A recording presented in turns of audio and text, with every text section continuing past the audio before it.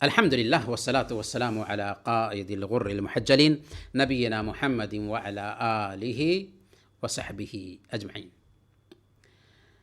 پیارے بھائیو اور دینی بہنوں، السلام علیکم ورحمۃ اللہ وبرکاتہ۔ ایک بھائی کہتے ہیں کہ کچھ لوگ پوچھتے ہیں کہ اللہ کو کس نے پیدا کیا؟ اگر اللہ نے ساری چیز کو پیدا کیا ہے تو اللہ کو کس نے پیدا کیا؟ یہ سوال ہی باطل ہے، یہ سوال ہی بیکار ہے۔ اس سوال کے باطل ہونے کی بنیادی وجہ یہ ہے کہ اس سے لازم یہ آتا ہے کہ کائنات کا وجود ہی نہیں ہے۔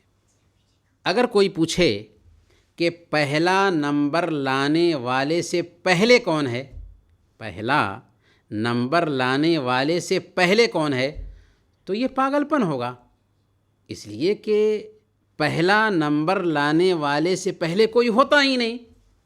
لہذا ماننا ہوگا ہمیں کہ لاسٹ اللہ کی ذات ہی ہے۔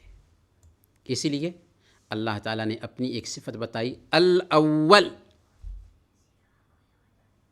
سب سے پہلے، اس سے پہلے کوئی نہیں۔ کوئی پوچھ سکتا ہے کہ اس سوال کی بنیاد کہاں سے ہے، یعنی اس سوال کا سورس کدھر سے آتا ہے؟ تو اس کا جواب یہ ہے کہ یہ سوال اصل میں شیطان کی طرف سے ذہن میں پیدا ہوتا ہے۔